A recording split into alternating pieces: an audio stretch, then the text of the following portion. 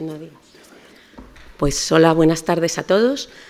Vamos a empezar este acto final del CONAMA 2017, también con un formato un poco diferente, igual que hicimos en la inauguración, y para intentar poner un punto y seguido a este encuentro en clave medianamente positiva, o positiva, vamos a decir con un cierto optimismo, porque queremos fijarnos en aquellas cuestiones que somos capaces de ir cambiando y que somos capaces de ir orientando en otro rumbo, sin menospreciar la envergadura de los desafíos que tenemos encima de la mesa, sin menospreciar la urgencia de las decisiones que tenemos que tomar, pero también dejando un hueco para llamarnos todos a la acción y no para caer en el desánimo.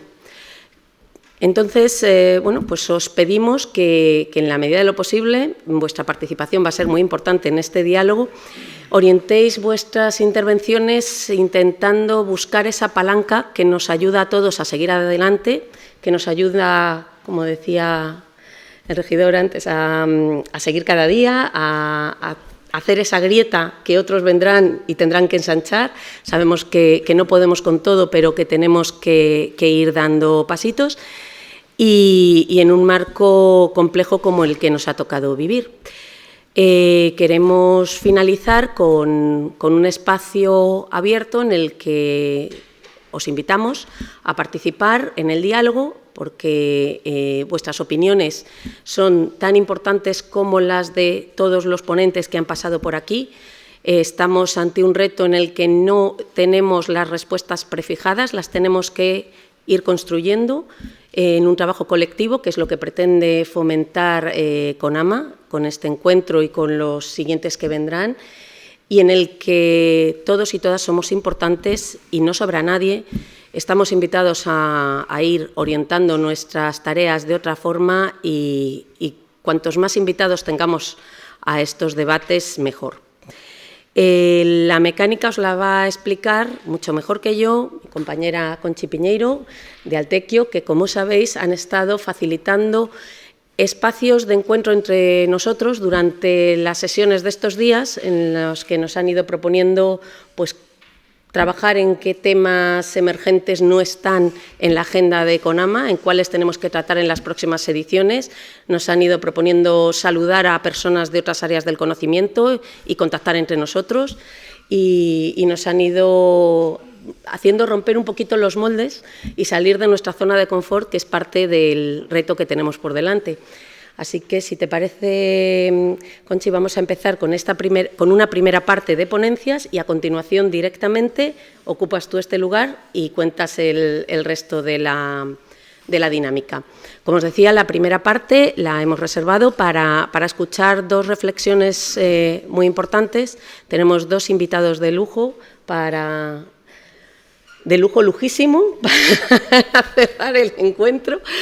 Luis Andrés Oribe, que se ríe porque no le gusta nada el exponer las cuestiones y prefiere trabajarlas hacia adentro, y hacia adentro ha ido trabajando durante estos 20, 25, 30 años, ya no sé, desde que en Vitoria un alcalde visionario tuvo una idea de cambio de rumbo de la ciudad y fichó a Luis Oribe para montar un equipo maravilloso que es el Centro de Estudios Ambientales de Vitoria-Gasteiz, desde donde han salido algunos de los proyectos más emblemáticos que existen a nivel internacional a la hora de hacer una ciudad realmente conectada con su territorio, conectada con su naturaleza, con los montes de Vitoria, con el espacio que le rodea, con los campos de los agricultores de los pueblecitos que forman parte del municipio, y casi yo creo que vais a tomar la región completa, la región de Álava. Ahora espero que nos cuentes eso con más detalle,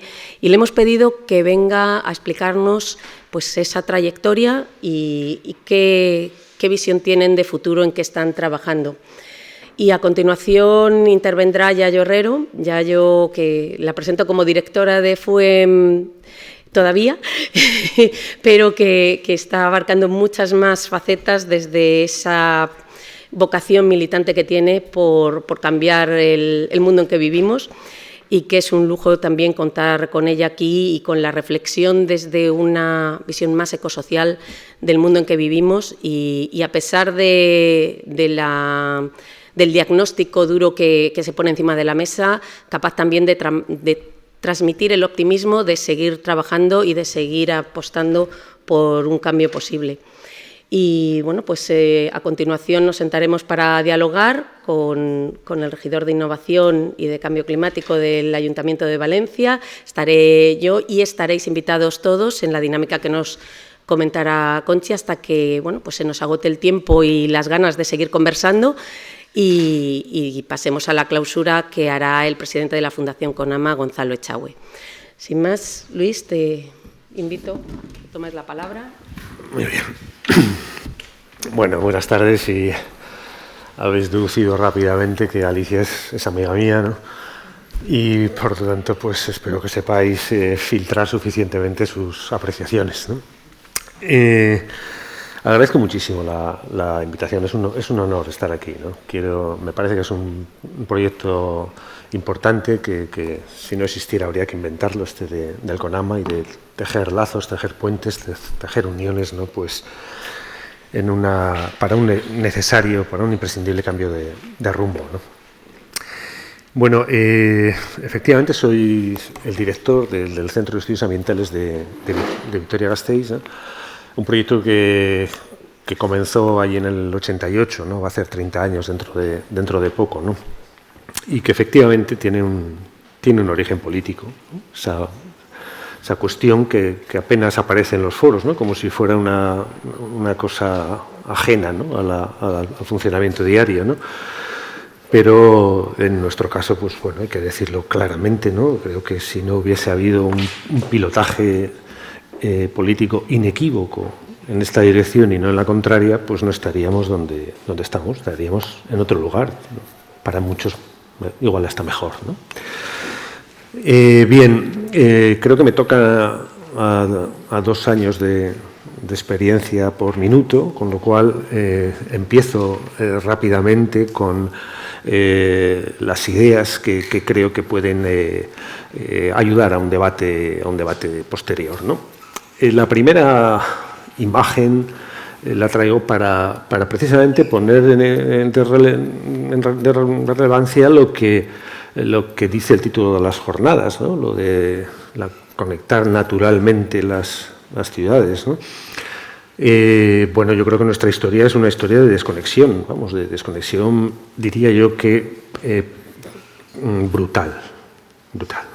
De hecho, los primeros trabajos, esta es una imagen de Landsat del 78, con la que trabajábamos en los comienzos de nuestra juvenil andadura por la ecología urbana de Vitoria-Gasteiz, pues era el recordar a la toma de decisiones y a la sociedad vitoriana que Vitoria no era una ciudad, era un municipio, era un territorio, el territorio municipal más grande del País Vasco y con enormes cualidades biofísicas, ¿no? Que tratábamos de mostrar icónicamente en esta imagen, ¿no? Vitoria es eso azulito que está ahí en medio, ¿no? Eso pequeñito, ¿no? Y municipio es prácticamente todo lo demás, ¿no?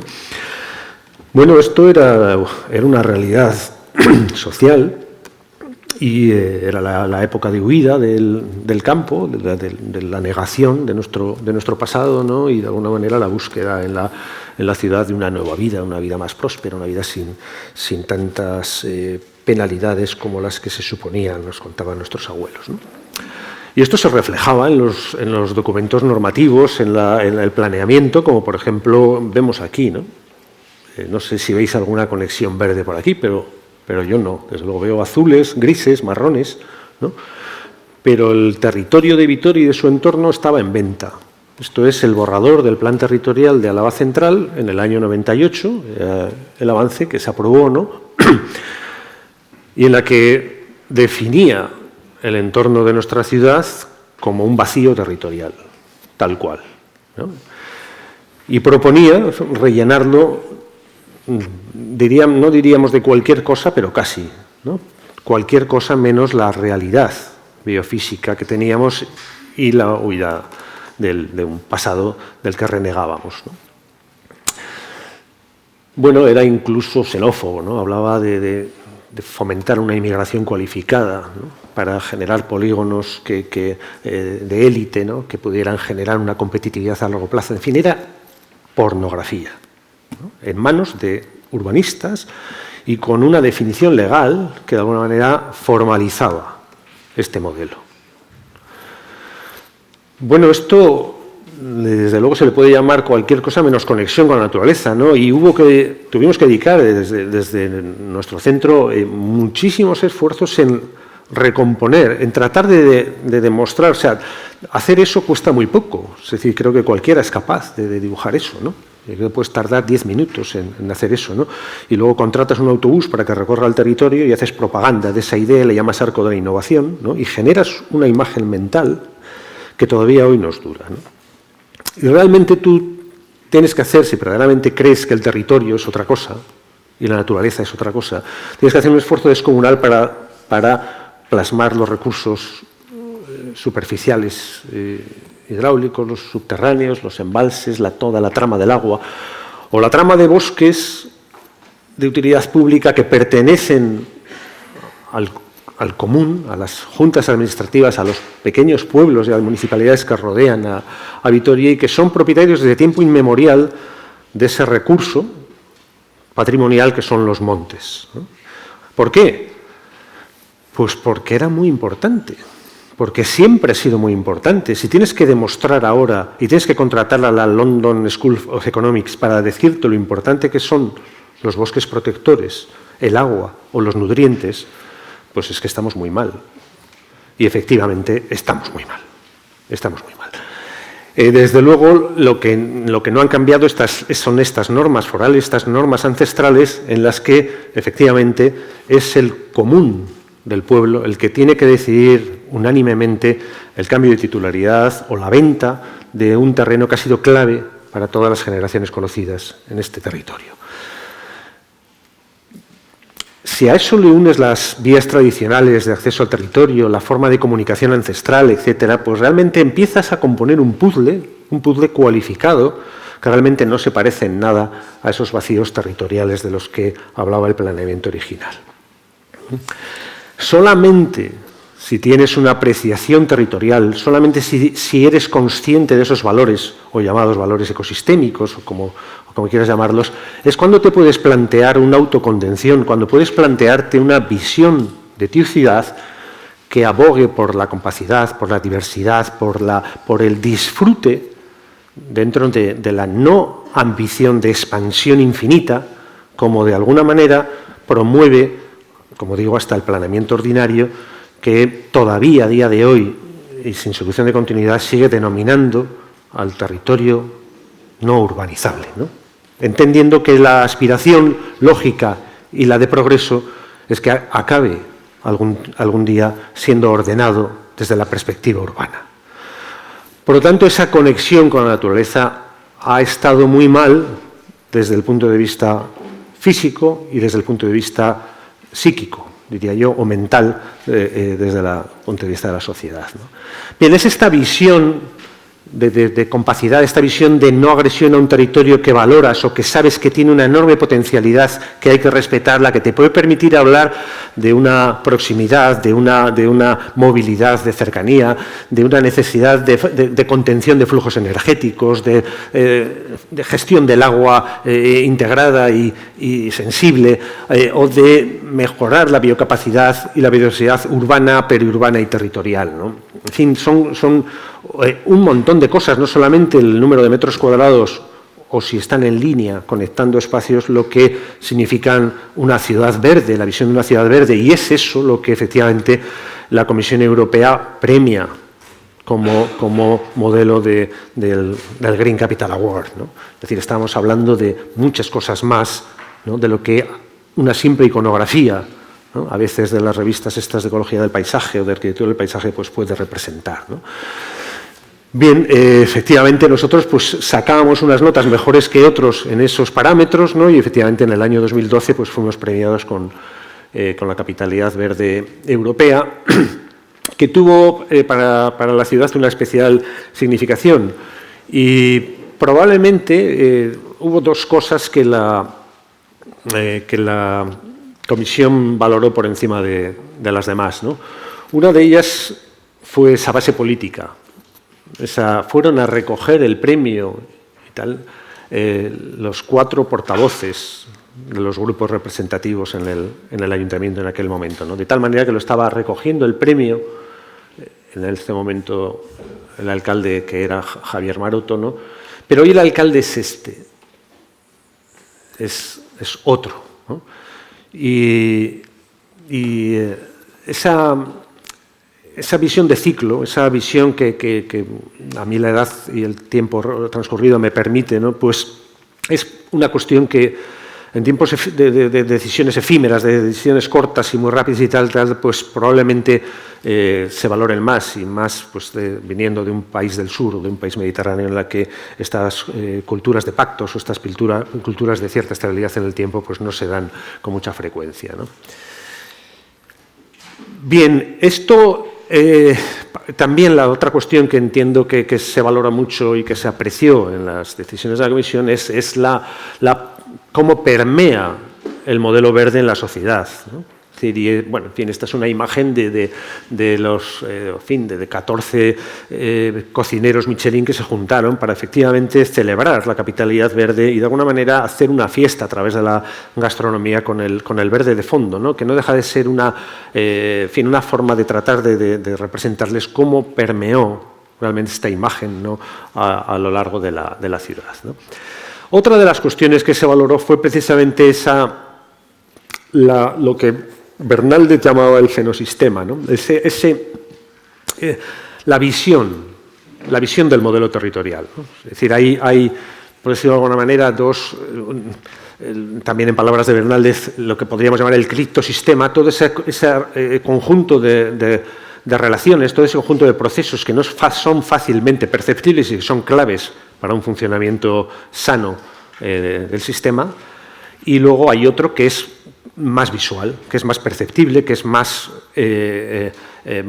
fácilmente entendible por el común de los mortales, ¿no? Este tiene una gran importancia también. Desde luego, si tuviéramos que optar desde la ecología o desde la ciencia, pues optarías por el criptosistema, ¿no? Pero sí que es cierto que es muy importante también que la sociedad vea iconos, vea cómo se puede imaginar cómo es una ciudad verde, de verdad. Es decir, que es muy difícil que mi madre se imagine lo que es una ciudad neutra en carbono. Creo que todavía, eso lo podremos ver al final, ¿no? Pero creo que no hay iconografías suficientes y que todavía no se ha movido, como ha pasado en todos los cambios de ciclos históricos, ese mundo del arte, ese mundo de la cultura, ese mundo que de alguna manera nos tiene que ayudar a imaginarnos escenarios nuevos y a ver cómo acercarnos hacia ellos. Es esta historia del fenosistema a la que me voy a referir ahora porque quizá tiene más que ver con el tema de la naturalización, ¿no? Y efectivamente, para aumentar aún más esa distancia física física y mental que había entre la ciudad y el campo, pues nos dedicamos 15 años a que toda la porquería que nos sobraba de la ciudad, pues volcarla donde más cerca estaba, que eran las periferias, ¿no? Para luego llegar a la burbuja inmobiliaria que arreglara esas periferias, ¿no? Baratas, por supuesto, porque estaban llenas de mierda, ¿no? Y que pudiéramos contar con unos campos de golf, unas urbanizaciones, unos macrocentros comerciales, unos malls, unas periferias llenas de trastos que de alguna manera pues, sabemos lo que está suponiendo y lo que ha supuesto, ¿no? El comienzo era realmente, desde un punto de vista técnico, era sencillo, era restauración paisajística, restauración de espacios muy degradados, la mayoría de ellos incluso en terrenos públicos, ¿no? Y la visión pues se apoyó desde luego mucho en las imágenes del pasado, en ver cómo era un anillo funcional. No le llamaban anillo verde en el año 33, que es cuando está sacada este conjunto de fotos que luego simulamos como mapas de uso, como un mapa de usos de suelo, ¿no? Pero en realidad veíamos que el anillo estaba, y que era un anillo que estaba así porque era necesario a la forma de vida, era consustancial, no era un anillo de artificio, no era un anillo para que se lo pasen bien los urbanitas en sus ratos libres, no, era un sistema funcional, ¿no? Que desgraciadamente es hoy lo que no tenemos, ¿no?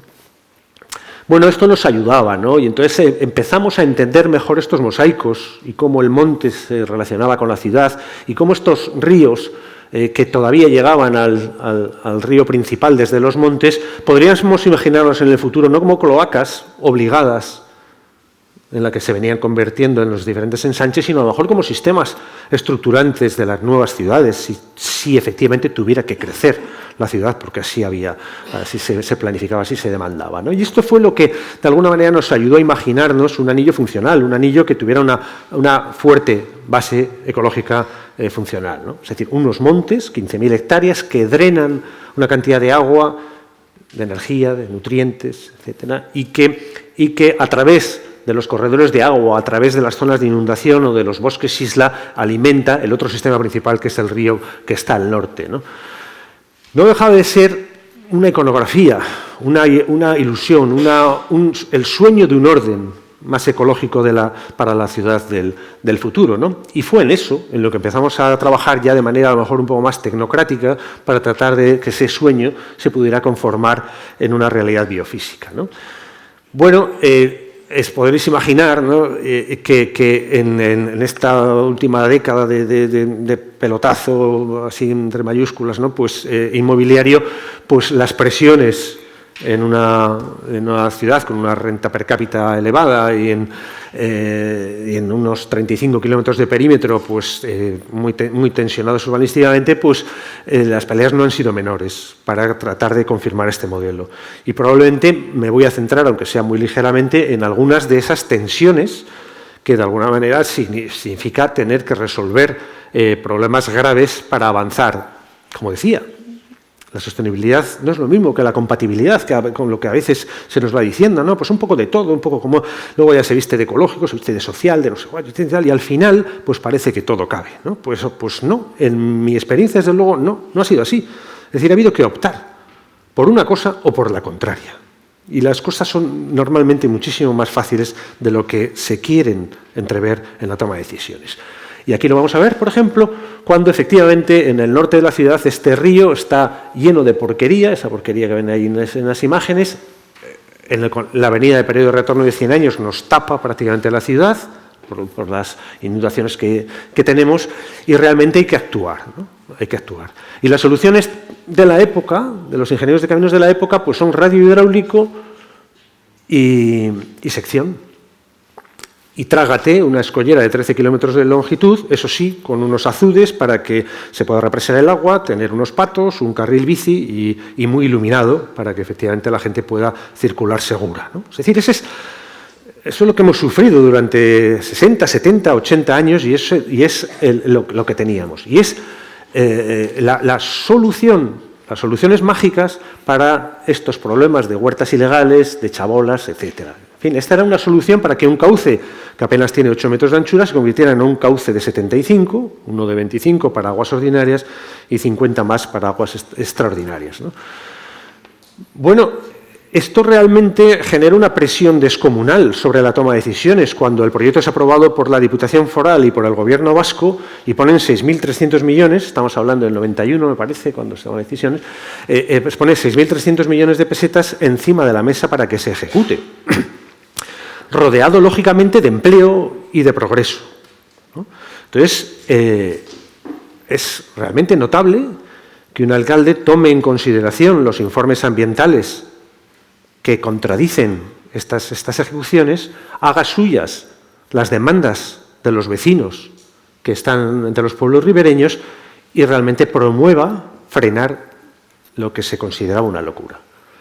El nivel de agresión o de técnica y verbal llegaba a este punto. Es decir, o sea, esto no es un gato que atraviesa la carretera, es el pequeño mamífero más amenazado a nivel planetario, que es el bisón europeo, ¿no? Y que teníamos la suerte de disfrutarlo en esos arroyos que, aunque muy degradados, esos ríos, todavía permanecía esta especie de manera casi crítica, ¿no? Bueno, las consideraciones tecnocráticas y consecuentemente políticas de la época era que no estaban para bromas. Es decir, si estamos hablando de inundaciones no podemos hablar de biodiversidad, ni de uso público, ni de encuentro social. Es decir, tenemos que ir a lo que tenemos que ir, ¿no? Bueno, La realidad es que esto se frenó y que, bueno, hubo 5 años de parón, incluso de relaciones institucionales, pero al final se pudieron diseñar cauces alternativos, se pudieron soluciones técnicas en las que hubo encuentro social, en las que hubo protección ecológica, y este río, que podía haber sido un canal, hoy es un lugar de importancia comunitaria y además es una cepa, ¿no? Es un lugar en el que el cauce alternativo puede acoger uso social, puede coger esa actividad de disfrute con la que cuando era pequeño yo también podía disfrutar y que en los últimos años era imposible por los niveles de degradación que había. Puede acoger la avenida del periodo de retorno de 25 años perfectamente y no inundar los polígonos industriales. Esta es una inundación de 2003 con el mismo periodo de retorno que la que causó 4.000 millones de pesetas de pérdidas en el año 89, ¿no? La podemos soportar.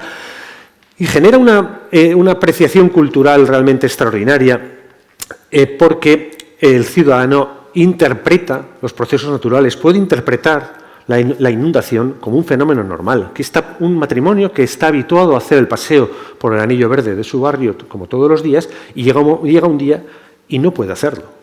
Pero pasará dentro de 3 o 4 o 5 días y lo volverá a hacer con normalidad, entendiendo que el proceso de inundación se ha producido y que eso es normal, ¿no? Y la zona inundable del polígono industrial, pues de alguna manera también se alía o se anima a participar del proyecto de Anillo Verde porque entiende que también es parte de sus intereses, que no es solamente un interés lúdico, un interés que despectivamente hace años nos llamaban de pájaros y flores, ¿no? En el este de la ciudad pasa algo muy parecido, es decir, son zonas muy degradadas y de repente pues, un alcalde pues, pretende hacer la típica Hyde Park, el típico Central Park, y contrata, lógicamente, pues, a unos arquitectos de Manchester para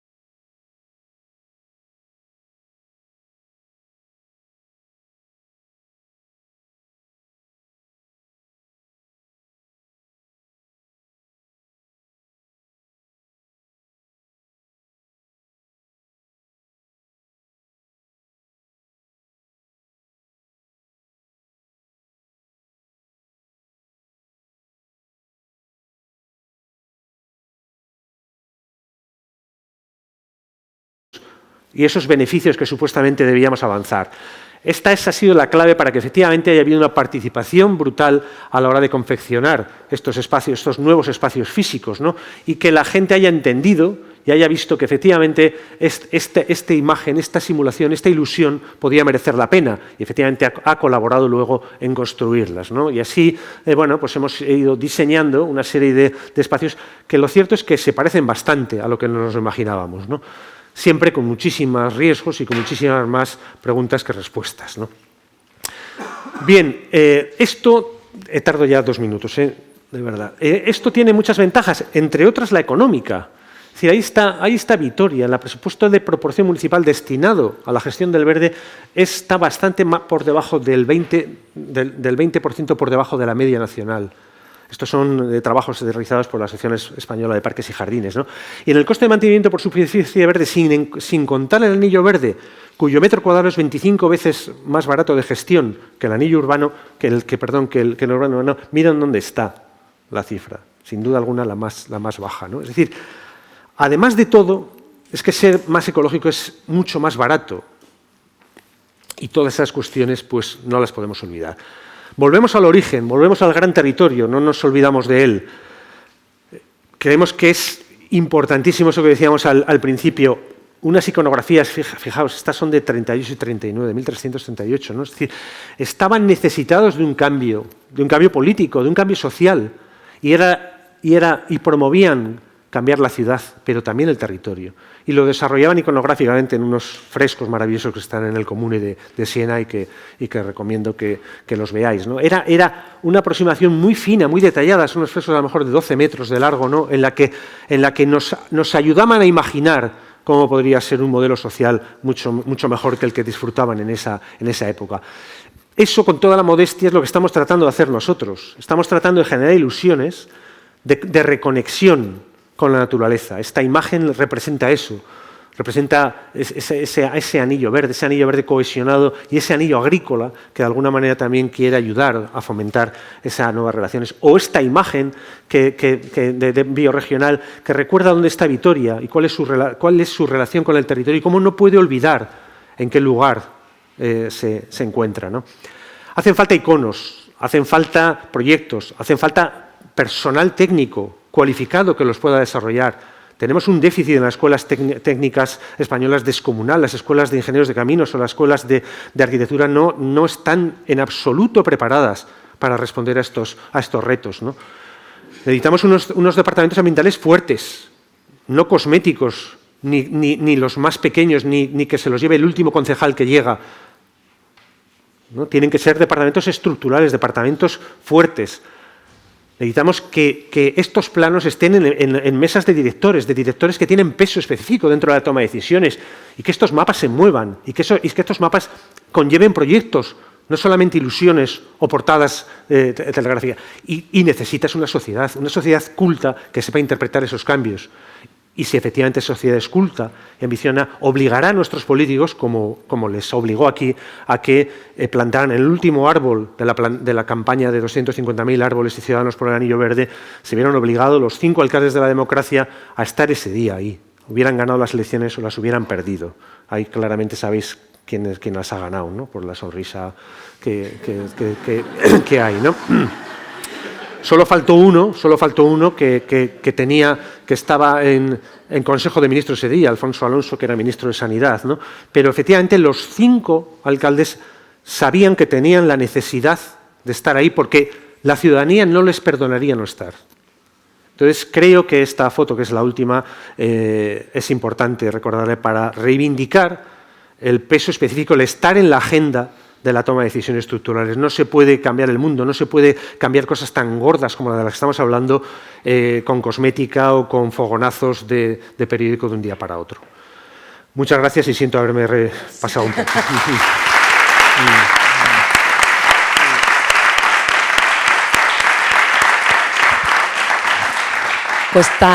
Sí, vete pasando, cuesta hacerte salir de Vitoria, pero vale la pena y además te hemos grabado, Luis.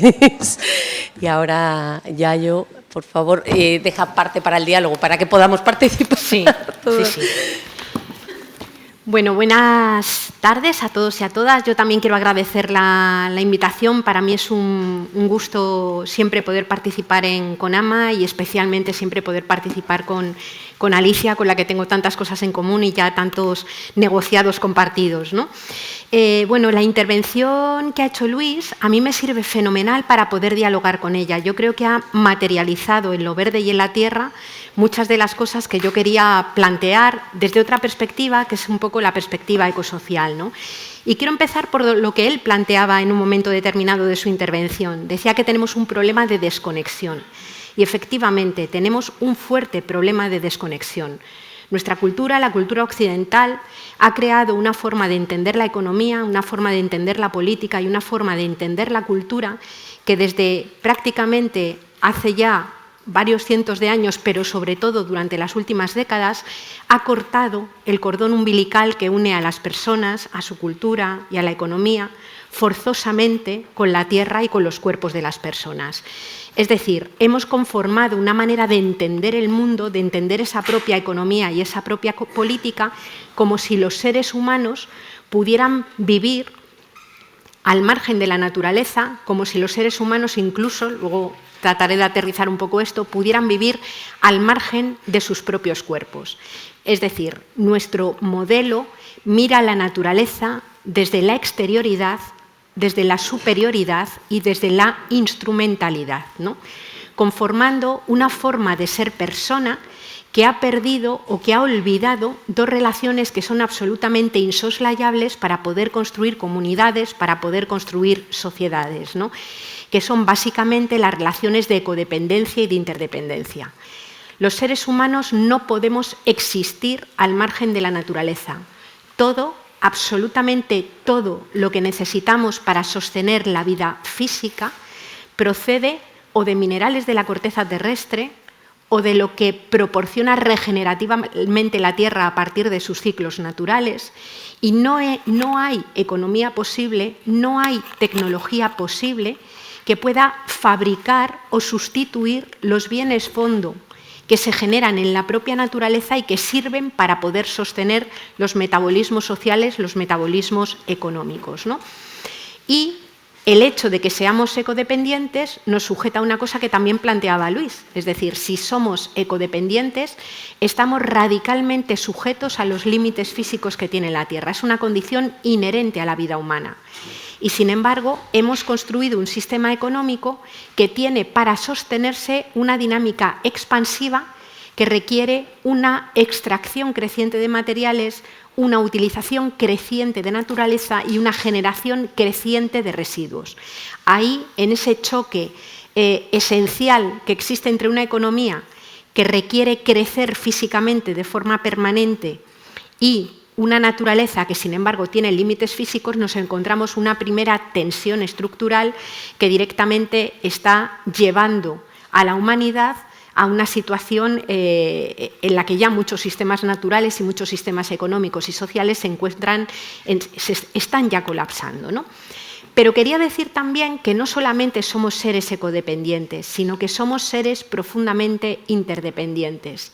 Ninguna de las personas que estamos aquí podríamos estar vivas y respirando si no fuera porque ha habido otras personas, sobre todo en algunos momentos del ciclo vital, que se han ocupado de una característica física y natural también central, que es la que viene dada por el hecho de que vivimos encarnados y encarnadas en cuerpos que es nuestro territorio del ser, en cuerpos que son vulnerables, en cuerpos que son finitos.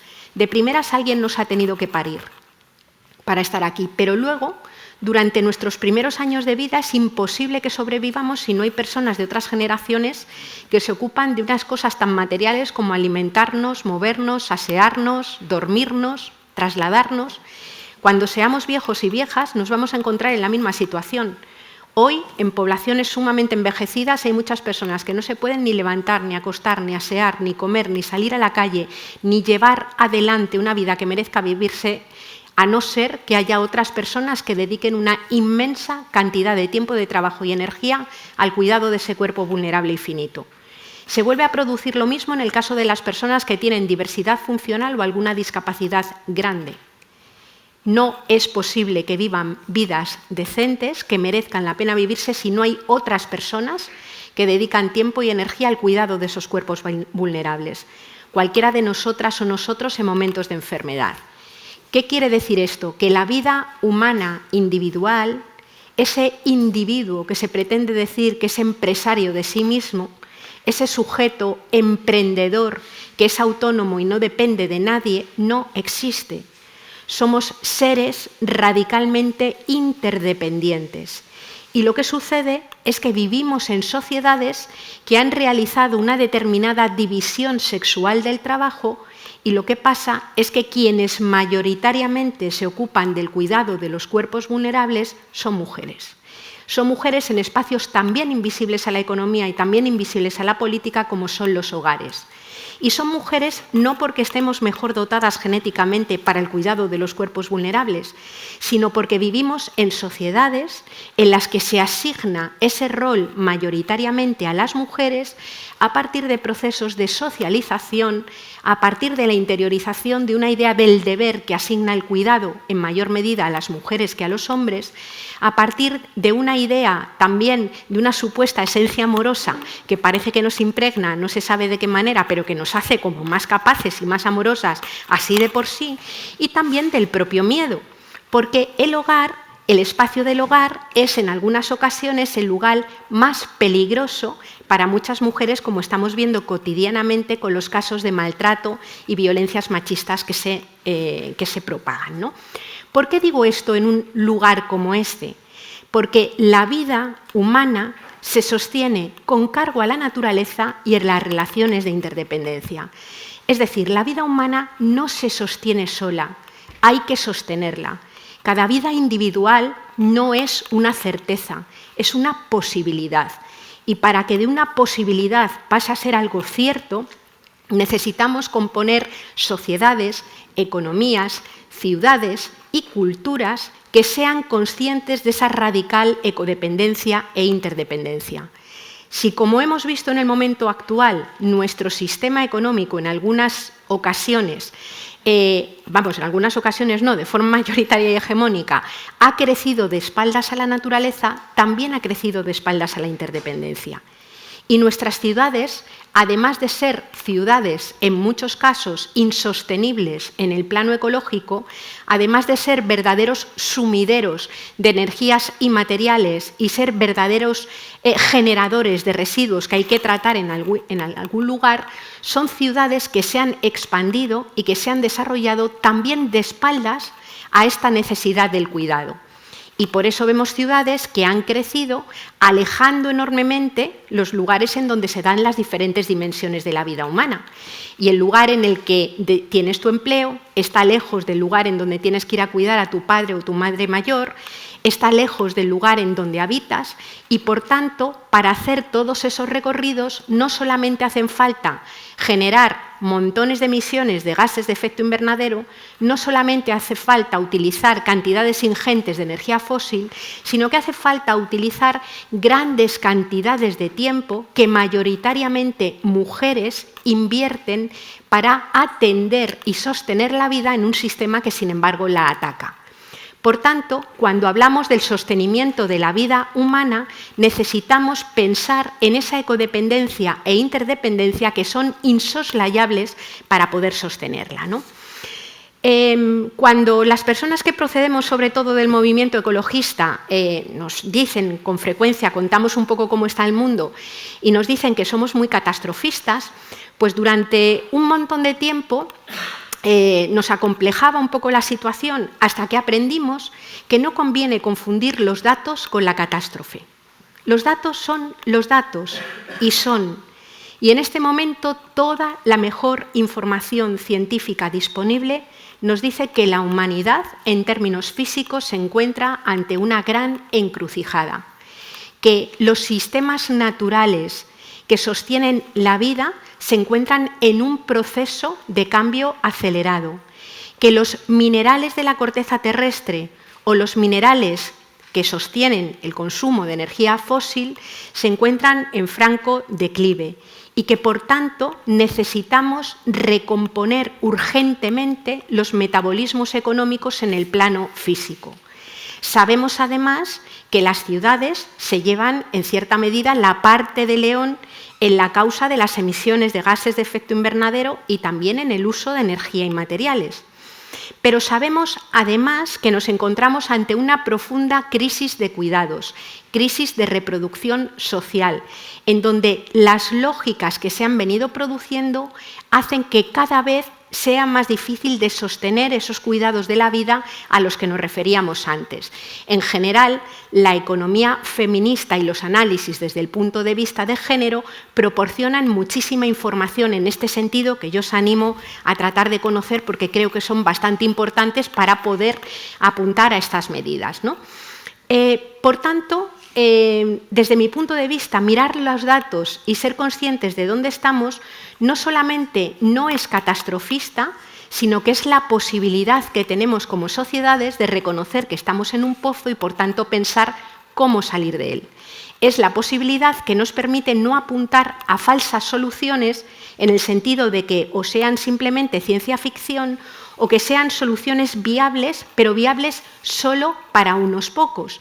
En ese sentido, no serían soluciones óptimas para que pudieran caber la cantidad de gente que empieza a quedar fuera. ¿Por qué digo que empieza a quedar fuera? Porque la crisis ecológica, la profunda crisis de reproducción de la vida natural, no es una crisis que esté ajena o que esté separada de la profundización de las desigualdades entre seres humanos en todos los ejes de dominación, en términos de clase, en términos de género, en términos generacionales y de edad o en términos también de procedencia.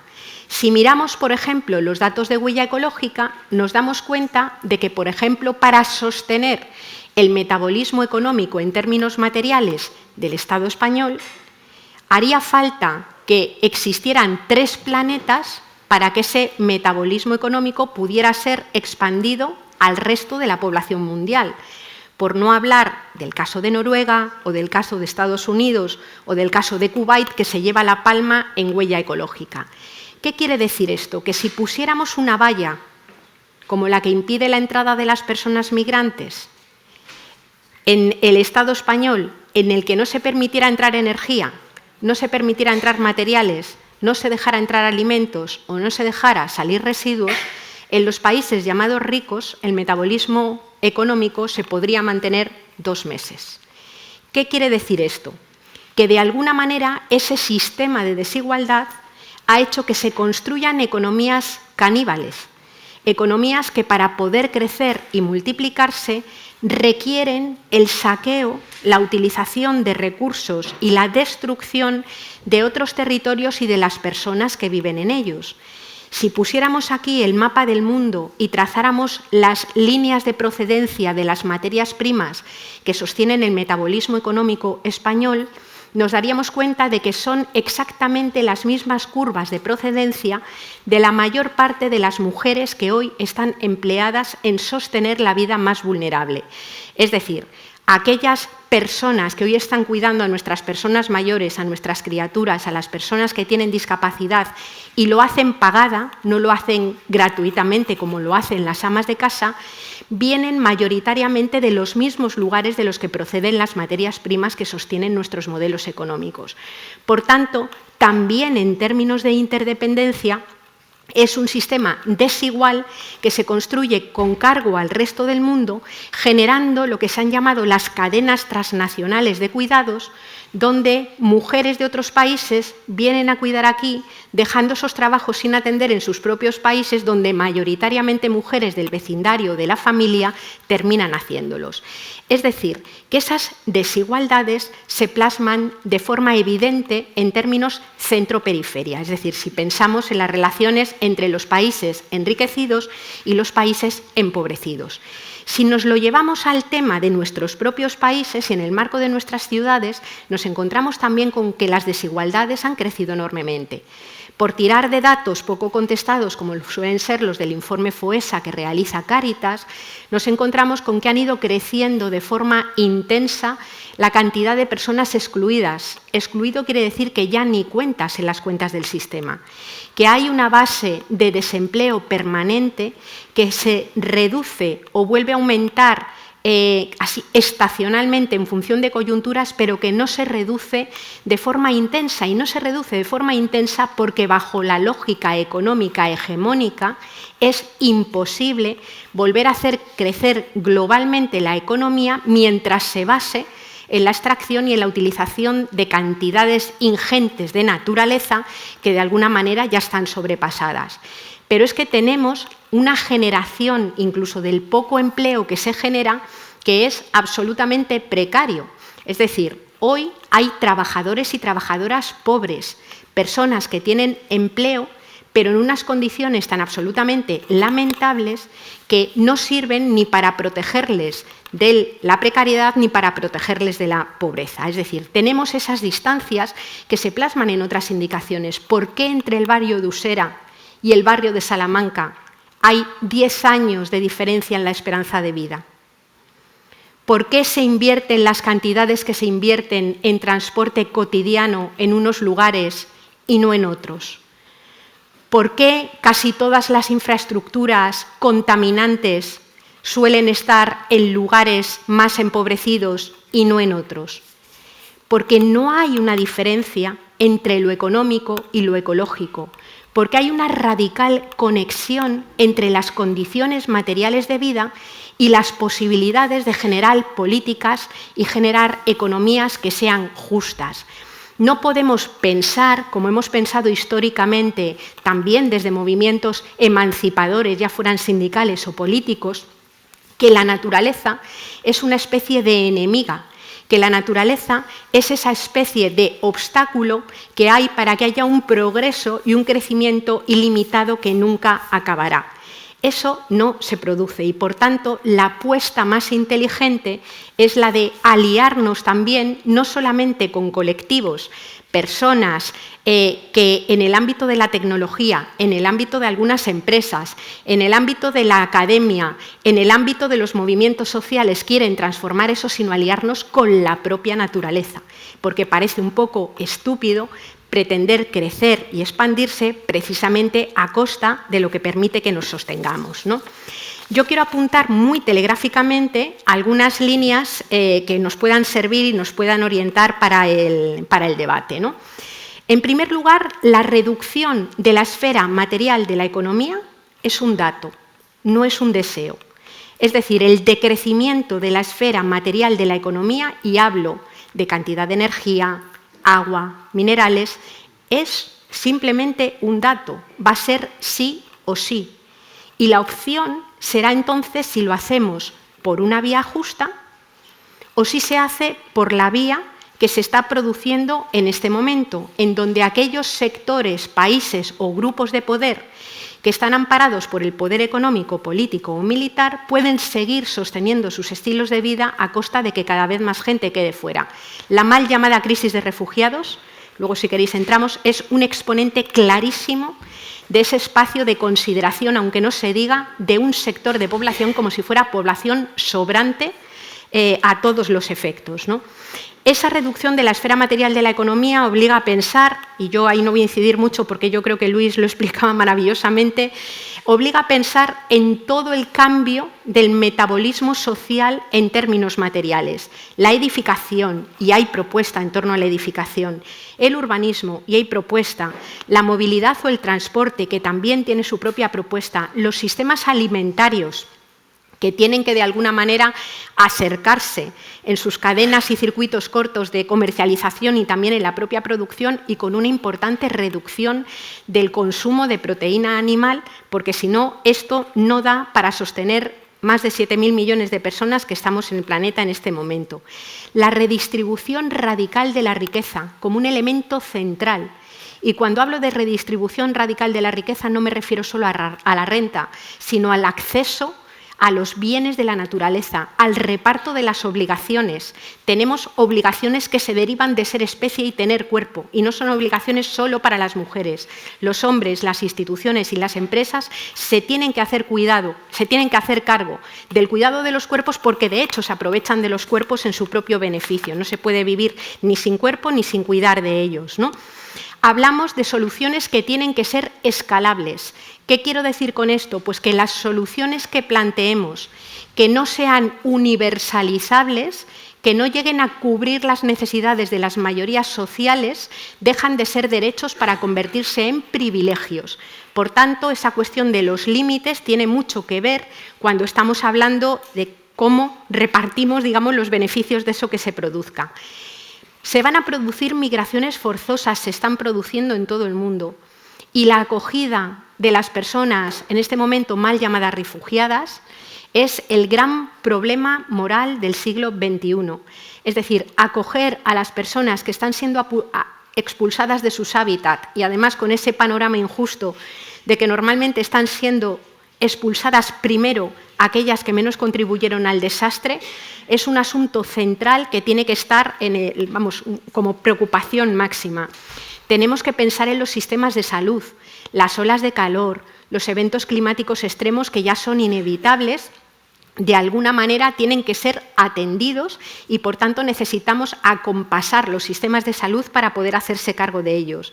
Se hablaba de educación y yo estoy completamente de acuerdo. Decía el último informe del World Watch que probablemente somos la única civilización que educa a sus menores en contra de su propia supervivencia y, por tanto, necesitamos un proceso de cambio radical en el panorama educativo. También hay propuesta en esa línea. Necesitamos eliminar y combatir culturalmente y también materialmente la lógica sacrificial, es decir, esta lógica de que ante el crecimiento económico cualquier cosa merece ser sacrificada, la pareja de bisones, las condiciones laborales o un bosque que de alguna manera tiene que ser talado para que se expanda un centro comercial, es decir, sacrificar en aras al crecimiento económico lo que nos sostiene con vida, en mi opinión, es un tremendo error. Y hay propuestas para hacer ese cambio de metabolismo económico. Necesitamos también un proceso de descentralización y participación. En nuestras ciudades necesitamos que la escala barrial tenga un protagonismo mucho más grande y que de alguna manera muchas iniciativas que permiten que de forma colectiva se puedan cubrir necesidades tanto de codependencia como de interdependencia puedan ser desarrolladas, ¿no? Ese elemento es un elemento central de la democracia y regenerar la comunidad a mí me parece un elemento importantísimo. Necesitamos sociedades organizadas que sean capaces de crear alianzas complejas, con sectores económicos, con sectores políticos, con sectores de las judicaturas. Quiero decir que en otros sectores donde se pone en el centro solo los beneficios y no se pone como centro la vida, esas alianzas ya las están haciendo. Y así nos está yendo a una buena parte de la gente. Hay que aprender en esas organizaciones a desobedecer, a confrontar, a transgredir, porque no en todos los lugares hay las apuestas institucionales que nos ha contado Luis. En otros lugares donde yo vivo, incluso desde propuestas emancipadoras, sigue habiendo apuestas de más de lo mismo en este momento. Y es necesario, incluso aunque sea gente cercana, confrontar, discutir, transgredir y tratar de forzar que estas cosas no sean así. Y necesitamos reconstruir. Y hay muchos elementos y muchas cosas que nos ponen en centro esa reconstrucción. Es impresionante cómo ha crecido todo el movimiento agroecológico, desde la autoorganización, con las propias instituciones y en relación, por ejemplo, al propio Pacto de Milán, que ayuda mucho en esa línea. Los mares, de los que se ha hablado aquí, las estrategias de economía social y solidaria, que están en este momento ya siendo, en algunos casos, institucionalizadas y es una fuente de esperanza, ¿no? Y también de creación de una dinámica distinta. Tenemos también los proyectos como los que nos ha hablado Luis, que están ya, que funcionan, que hemos visto que además son capaces de sumar mayorías y de concitar apoyos, ya sea de la ciudadanía y económicos.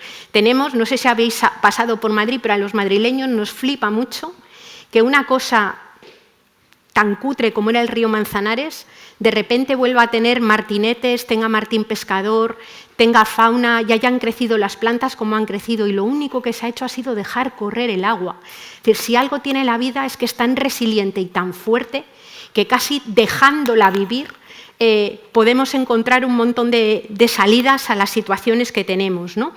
Y por último, quiero decir que necesitamos también procesos para repensar lo constituyente. Está muy de moda hablar ahora mismo de soberanía y de procesos constituyentes. Y quiero decir, y lo digo con fundamento porque hemos hecho un estudio bastante serio desde Ecologistas en Acción, que una buena parte de las constituciones que gobiernan y organizan la vida en común de los países que se llaman desarrollados son constituciones que van en contra de la vida, son constituciones que se construyen en contra de la naturaleza, en contra de los cuerpos. Y necesitamos en este proceso también pensar esos procesos constituyentes, también pensar cómo tenemos que organizar la vida en común, no en un momento cualquiera, sino en el antropoceno, con el cambio climático, con los recursos naturales parcialmente degradados y con una ansia enorme por conservar la vida y conservarla de forma justa. Bueno, pues esto era lo que yo quería.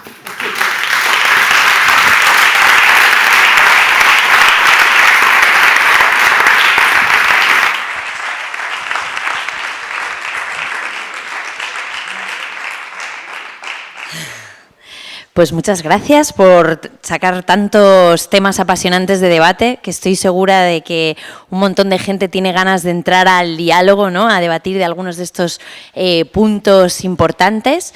Esta silla van a ser sillas abiertas a la participación en el rato que nos queda antes de la clausura, y va a funcionar pues de manera que casi siempre tiene que haber una silla vacía, es decir, si yo me levanto a hablar y ocupo la silla, en cuanto hable y dialogue un poco, pues me tengo que levantar para dejar el espacio para que otra persona ocupe la silla, ¿sí?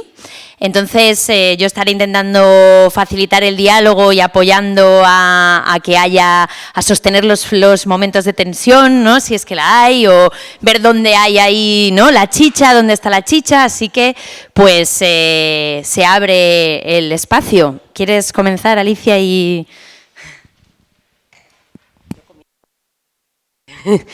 Y además, bueno, pues me quedo con la idea de hacer alianzas con todos los actores y construir mayorías que hablaba Yayo.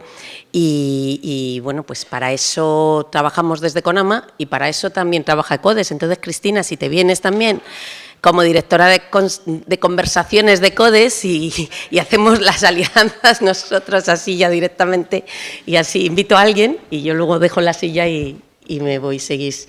¿Cómo se hace esto, Berto, después de cómo? Yo, la verdad es que te da un subidón el ver que esta gente de Vitoria, de la aldea gala, que decimos a veces bromeando como Resistencia, ha sido capaz de demostrar que esos cambios no solamente son posibles, sino que una vez hechos también concitan mayorías.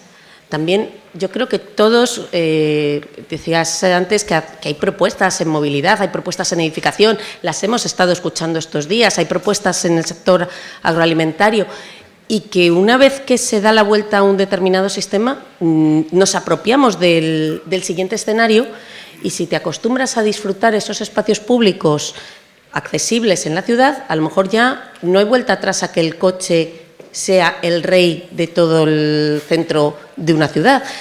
Pero ¿cómo se hace ese cambio? Esa es una cuestión que os miro sobre todo a vosotros dos, vosotros que ya habéis empezado con la materia, vosotros que estáis ahora en el Gobierno.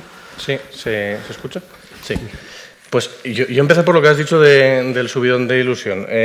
Antes estábamos comiendo y estábamos hablando un poquito, yo venía a volcar un poco la frustración que tenía en ese momento. La verdad es que después de escuchar estas dos ponencias, pues uno se viene un poco más arriba y dice, bueno, pues sí que hay opciones, ¿no? Sí que se puede hacer cosas.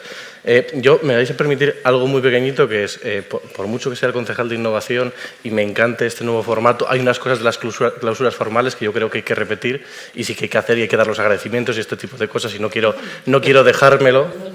lo dejamos para el final. Entonces solamente voy a pedir una cosa, que es un aplauso para el trabajazo artístico que se está haciendo ahí detrás, que me parece súper potente, así que por favor...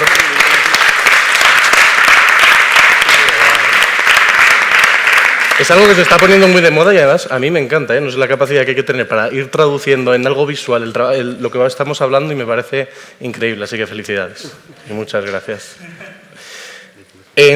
Antes de la hora de comer, esta mañana hemos estado hablando de buenas experiencias a nivel europeo y hablamos un poco ya de esto, ¿no? De cómo conectar con el tejido asociativo, con las instituciones, desde abajo. Hablamos con el ejemplo de la Ley de Cambio Climático y Transición Energética, que está ahora en marcha, y nos hablaba la Red de Soberanía Energética de cómo es un buen ejemplo de cómo no hay que hacer participación desde el Estado, ¿no? Y cómo se puede enmascarar en participación algo que realmente no lo es. Nos contaban ejemplos a nivel europeo de la zona de Delft, de cómo ellos habían conseguido plantear una propuesta alternativa desde el tejido social y de las instituciones locales, ¿no? Y ahí yo planteaba dos cosas que recupero, ¿no? Una, que es una realidad y que hay que tenerla en cuenta, que es muy propia del estado en el que estamos, que es tiene una capacidad enorme este gobierno actual del Estado para hacer oídos sordos, para ser un muro en el que se rebotan todas las propuestas que se hacen, y hay que tenerlo en cuenta y hay que reconocerlo, y es así.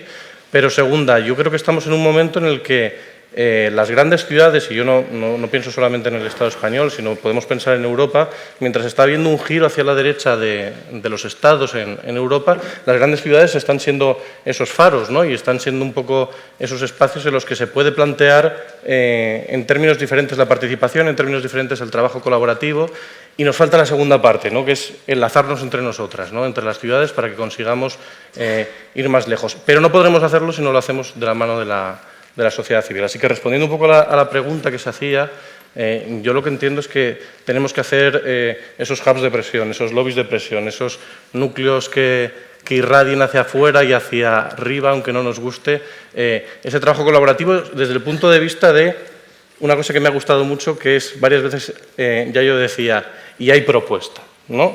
Nada de propuestas, o sea, de protestar sin propuesta. Yo creo que esa es la clave, ¿no? Lanzar una propuesta alternativa y hacerlo además recogiendo los sentires de todos los actores y actrices que podamos conseguir al respecto. Cristina, anímate. Venga, si quieres. Sí. ¿No? Sí, qué bien. Bueno, pues gracias por darme esta silla y enhorabuena por haber pensado esta dinámica, que me parece que es una cosa más refrescante, ¿verdad?, que los cierres institucionales que luego tendrán lugar. Yo quería recuperar una cosa que ha salido esta mañana en diferentes sesiones y que también ha salido aquí, que además yo creo que es la idea con la que yo me voy sobre todo de este CONAMA local. Y es que la transición está en marcha, ¿vale? Yo creo que lo hemos constatado. Esta mañana había un compañero que lleva muchos años viniendo a CONAMA que decía, hace no sé cuántos años hablábamos de lo que debería de pasar. Y hoy llevamos toda la mañana hablando de lo que está pasando. De esas cosas que están pasando hay cosas que nos gustan y cosas que no. Hay cosas que queremos darle la vuelta de arriba abajo, hay cosas que queremos matizar, hay cosas que están bien como están, hay un poco de todo, ¿no? Pero lo cierto es que la transición está en marcha. Sin embargo, yo tengo la sensación de que está siendo una transición que adolece de partida de algo que ya yo comentaba, que es una extrema desigualdad. Hablamos de cómo afecta la contaminación atmosférica a la salud de las personas, ¿no? Y ese dato que ella daba, de una diferencia de esperanza de vida de 10 años entre Usera y el barrio Salamanca, eso lo podemos ver en muchísimas ciudades españolas, bueno, y del conjunto de Occidente y, por supuesto, de otras partes del planeta. Hablamos de cómo afecta el cambio climático a la vulnerabilidad de los alimentos, y eso está afectando más a los más pobres. Sabemos cada vez más que en el conjunto del mundo el cambio climático nos empobrece a todos y a todas, pero más a los que tienen menos, que además son menos responsables, ¿no? Con lo cual, digamos que el circuito de la desigualdad y de la inequidad está funcionando en todo lo que tiene que ver con estos temas. No solamente eso, sino que en los últimos días han aparecido publicados estudios de colegas, de compañeros, que están demostrando ya empíricamente cómo la crisis económica que empieza, en teoría, en el 2008, que estalla en el 2008 y que evoluciona hasta, seguimos en ella, ¿no? Pero bueno, más de hace 4 días, por los datos que se disponen, no solamente ha afectado a las clases medias, que es algo que ya se sabía, sino que ha afectado más a los que menos tienen, o sea, que ha afectado nuevamente más a los más vulnerables, ¿no? Iniciamos ese concepto de transición justa hace ya muchos años para plantear cómo las transiciones que son imprescindibles hacer de cambio de modelo productivo. Por ejemplo, se habla mucho de transición justa en el ámbito de la minería, de zonas mineras que son vulnerables por lo que puede tener, lo que puede acarrear el cierre de las minas, o hablamos de transición justa en cambio de modelo energético. Pero yo creo que la transición justa es un concepto que deberíamos aplicar al conjunto del desafío de la transición hacia la sostenibilidad, ¿no? Porque de lo contrario, de lo que estamos viendo es que a día de hoy tú te puedes ir a una ciudad del sureste asiático muy contaminada, en la que prácticamente no se puede respirar y en la que todo el mundo va con mascarillas, y cuando entras a tu superhotel occidental de 5 estrellas, respiras en condiciones, porque te están poniendo oxígeno. Así de sencillo. Y tú puedes ir a cualquier ciudad o pueblecito perdido de África, donde tienes grandes problemas para conseguir agua. No hablo de agua de grifo, que eso es impensable, ¿no? Sino de agua ni siquiera mineral, pero si tienes dólares y los pagas, bebes agua perfectamente. Y no hablo solamente de turismo, hablo también de gente que vive allí, en determinadas zonas. Entonces, o la transición hacia la sostenibilidad incorpora esas variables de justicia social, incorpora esas variables de inequidad, o yo creo que se nos queda corta. No sé cómo lo veis. Sí, vamos, no, es que... ¿Puedo ser un poco provocadora? Sí. Claro, por favor. Quiero decir que yo estoy de acuerdo completamente con lo que está diciendo Cristina. Hay una transición en marcha, ¿no? Y hay un terreno, hay un elemento que está en disputa, y es si esa transición, que es inevitable, es justa, o como señalan algunos autores, que ya la denominan, es una transición ecofascista. Esto es importante tenerlo en cuenta. ¿A qué se refieren cuando hablan de transiciones de corte ecofascista? Pues claro, le están llamando ecofascista a que es posible pensar en una transición a un modelo que consuma menos energía, que se adapte a los límites físicos del planeta, pero en el que quepan pocas personas. Es decir, cuando vemos un poco lo que ha pasado con las personas que han salido de Siria y las que han podido llegar aquí, vemos gente que ha perdido su hábitat por sequía, vemos una guerra que tiene mucho que ver con el tema de los recursos minerales, y esas personas que salen no tienen en dónde entrar. Es decir, si no lo hacemos por la vía del reparto radical de la riqueza, el riesgo es que esa transición, que va a ser sí o sí, se haga por una vía tremendamente injusta. Y eso es lo que nos estamos jugando. O sea que lo que dice Cristina tiene un sentido enorme. ¿Quién más quiere hablar de la transición justa y la participación? Yo, Salvador. Bueno, yo vengo de REAS, de la Red de Economía Alternativa y Solidaria, de aquí del País Valencià. Yo pienso que gran parte del problema reside en el modo organizativo que tiene la propia sociedad hoy en día. Hemos ido hacia una concentración de poder que incluso, aunque no sea políticamente correcto decirlo, la propia Unión Europea ha contribuido más a crear esa concentración y esas mayores injusticias. Y sin embargo, yo pienso que esa transición, ese cambio pasa porque la propia sociedad comencemos a reconocer esta situación y comencemos a organizarnos de un modo diferente. Seamos capaces de, como comentaba ya yo anteriormente, pues el tema barrial, ¿no? Incluso yo voy más lejos, voy a colectivos concretos que sean capaces de organizarse y de trabajar en torno a temas concretos y a ser capaces de entrar pues, después en relación, en pues, una especie de federalismo estilo Proudhon o algo por el estilo, que genere esa capacidad de gran impacto en aquel tema que se quiere abordar. Pero yo siempre lo observo mucho.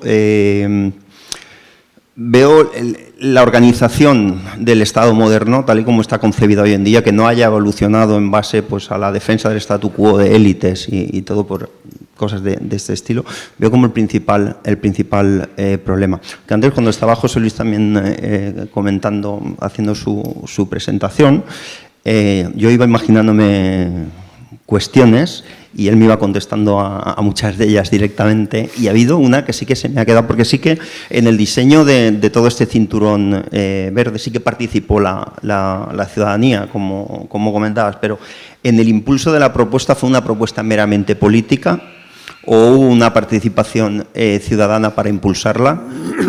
¿Y esa participación vino únicamente, como he visto en uno de los recortes de prensa que decía, grupos ecologistas, o hubo más tipos de movimientos sociales y algún movimiento de la ciudadanía que lo impulsaba? No hubo ninguna demanda social de anillos verdes.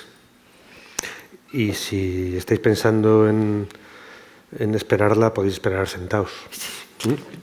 O sea, realmente una de las frases de uno de los alcaldes que tenía hace muchos años, yo creo que fue la segunda legislatura de las 9 que llevo, 9 legislaturas y 5 alcaldes, ¿no? Y es una especie de director milagro, ¿no? que está ahí en estas épocas, ¿no? Les doy pena ya, ¿no? Porque ya dicen, pues si aguantaba a este alcalde, que era mucho peor que yo, pues joder, habrá que aguantarle otro poco, otros 4 años, que pasan rápido, ¿no?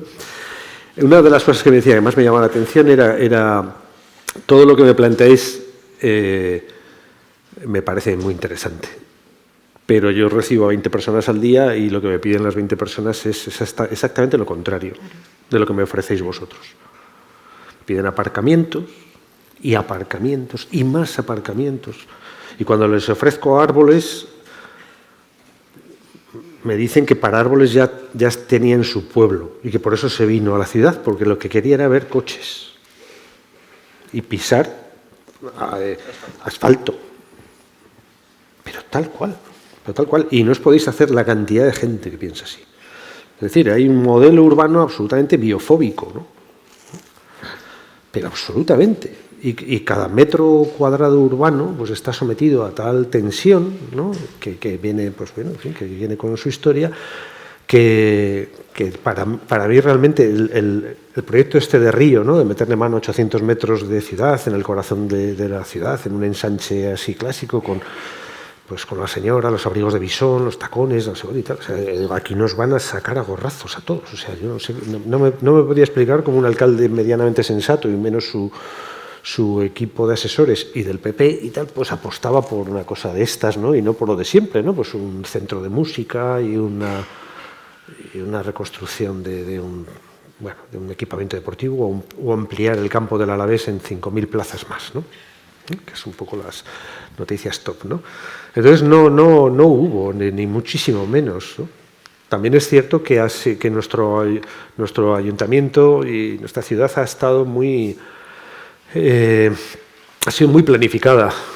O sea realmente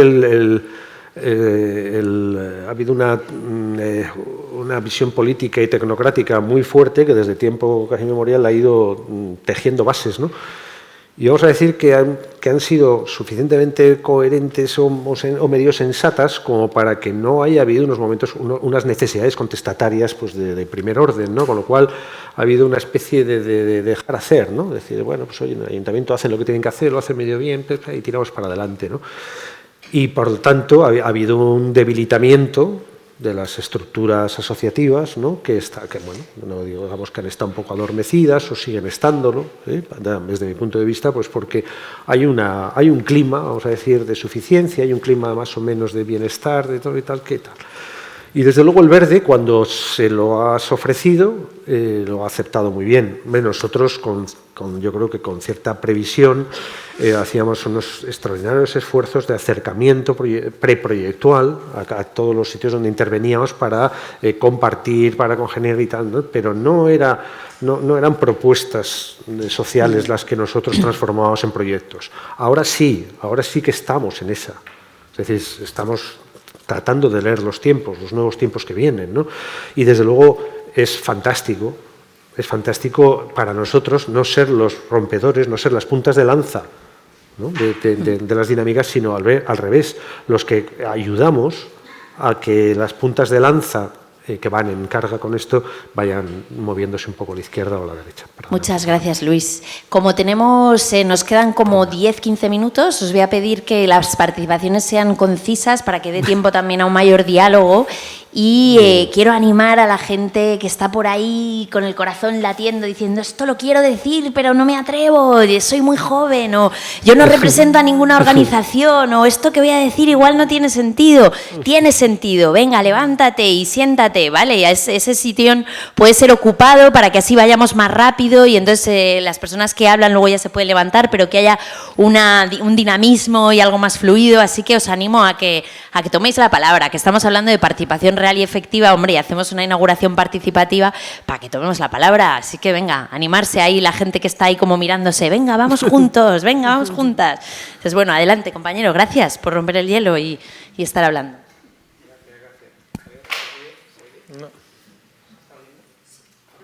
No se oye. A ver, dos preguntitas que no me ha dado tiempo ni a formularlas, pero sí que tengo las ideas en la cabeza. Una sería para Yayo y otra para Luis. Y ya es una pregunta así, vamos a decir, la ecosocial y reflexiva, porque no se ciñe solo a lo medioambiental, pero bueno, como es ella, todo ecosocial. Entonces, ¿cómo formularía la pregunta? Vamos a ver, casi todos los discursos que manejamos aquí cuando estamos en estos ámbitos parece que siempre dejan de lado a las grandes élites, dejan de lado el hecho que hay un gran capital en la sombra que se mueve en porcentajes inmensos, que no tiene que ver con la economía real, que hay unos paraísos fiscales abrumadores, que hay una economía oscura que podríamos entrar en temas nefastos que no quiero ni mencionar y que ni se mencionan. Y la pregunta que yo plantearía sería que qué lugar ocuparían en los discursos ecosociales. ¿Qué lugar deberían ocupar en el discurso ecosocial las grandes élites? Que no hablamos de ellas, parece que las dejamos de lado, aquí lo tenemos que resolver todos nosotros desde la base. Pero, ¿qué deberían hacer ellos? ¿O qué tendríamos que transmitirles? ¿O qué tendríamos que demandarles? Por ahí. ¿Pero a quién? Hacia las élites. O sea, ¿qué tendríamos? Hacia la fortuna, o sea, las grandes fortunas, porque aquí todos nos lo estamos contando para nosotros, lo que deberíamos hacer nosotros, pero ¿qué deberían hacer ellas? ¿Y qué deberíamos pedirles? ¿Y cómo se gestionaría eso? ¿Y qué relación hay entre lo que nos sentimos en la base y ellos? Porque es que son como dos mundos paralelos, ¿no? Como Harry Potter y la realidad, son dos mundos paralelos. Y la otra pregunta sería hacia Luis, y es un tema, claro, yo me imagino que aquí en Europa, con las ciudades compactas que tenemos, y además ciudades de densidades medias, aceptables y medianamente equilibradas, y además ciudades aquí en Europa, pues la participación social está bastante desarrollada, bueno, igual que en muchos países del sur, ¿no? Si dejamos de lado Norteamérica, a lo mejor pues otra cosa, pero aquí, el tipo de ciudades que tenemos, sí que veo posibilidad de transición y se está haciendo, pero ¿qué pasa con las grandes urbes del sur? Ciudades de 20 millones de habitantes. ¿Qué pasa con las ciudades norteamericanas con el urbanismo extensivo? ¿Qué discurso podríamos tener allí para transformar esas ciudades? Porque no es lo mismo transformar una ciudad europea que transformar una mega urbe o transformar el urbanismo extensivo del norte. Bueno, esas son las dos. Gracias.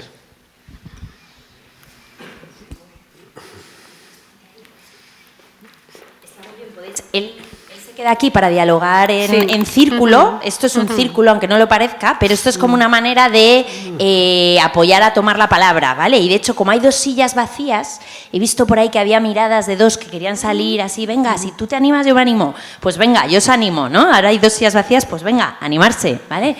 Hay dos preguntas encima de la mesa y un punto caliente, las grandes élites. La mía es muy rápida, pues igual la contesto yo primero.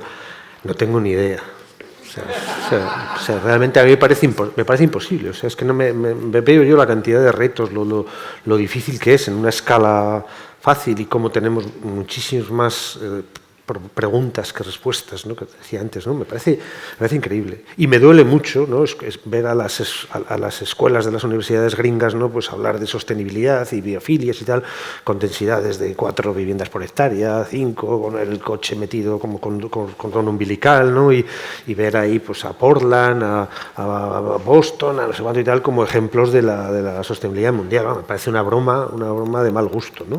Pero bueno, en fin, sin más, como anécdota, ¿no? No como experto ni como conocedor de realidades que me superan por todos los lados.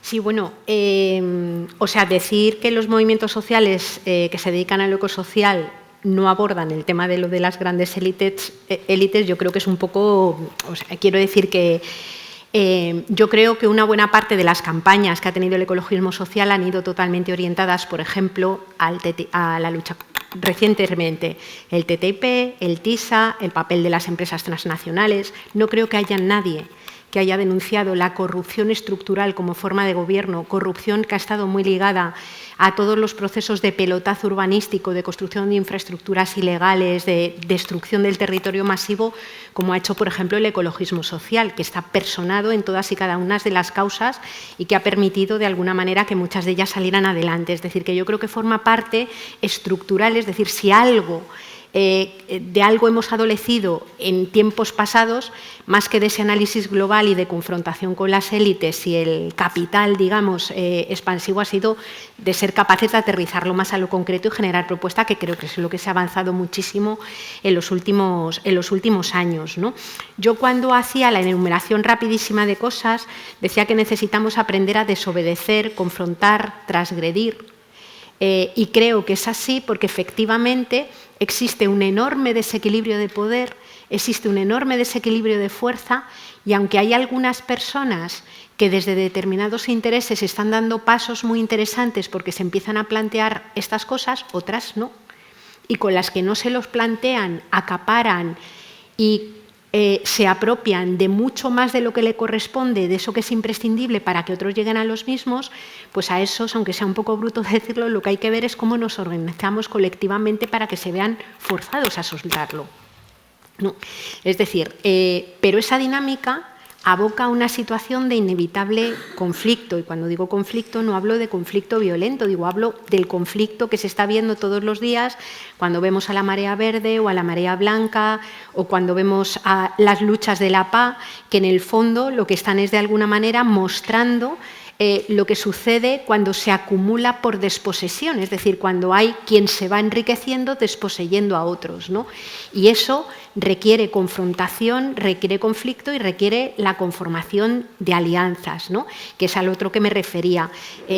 Igual que vemos que algunos sectores de poder y algunos sectores políticos con propuestas, con cosas de puertas giratorias, con corrupción, se alían incluso con algunos sectores del Poder Judicial, también hay otros sectores del Poder Judicial que quieren apostar por poner la vida en el centro. Entonces, con esos sectores, con gente del mundo económico que quiere esas transiciones, con gente del mundo político que lo hay, que también las quiere, y con las dinámicas nuestras, de la gente de nuestros barrios, es donde tenemos que crear esas mayorías que de alguna manera e inevitablemente confronten, ¿no? Entonces, me parece que es un asunto central el que has planteado.